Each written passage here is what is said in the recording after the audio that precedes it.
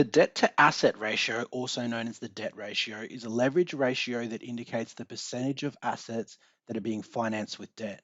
The higher the ratio, the greater the degree of leverage and financial risk.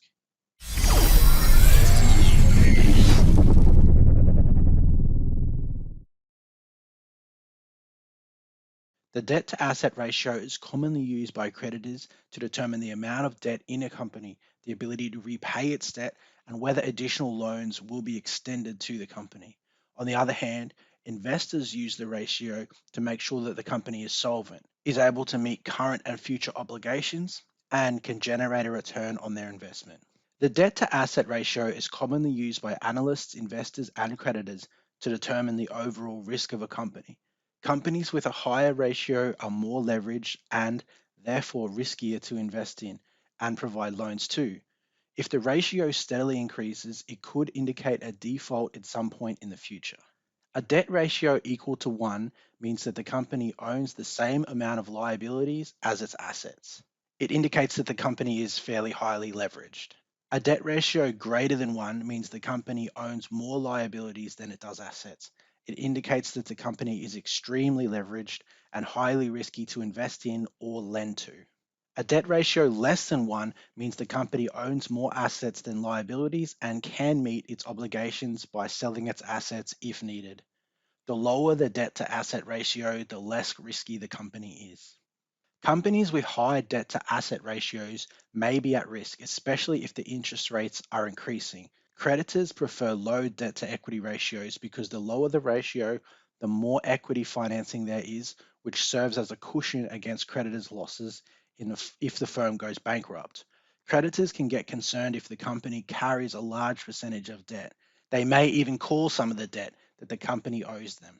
More equity financing or owner supplied funds than debt financing often means lower firm risk and a margin of safety for the firm and its creditors. Investors in a company may not necessarily agree with all these conclusions. If the company raises money through debt financing, the investors who hold the stock of the firm maintain their control without increasing the investment. Investors' returns are magnified when the firm earns more on investments it makes with borrowed money than it pays in interest. However, the investors' risks are also magnified. There are, of course, limitations when using the debt to assets ratio. The business owner or financial manager has to make sure they're comparing apples to apples. In other words, if you're doing industry averages, you have to be sure that the other firms in the industry to which you're comparing this debt to equity ratio are using the same terms in the numerator and denominator of the equation.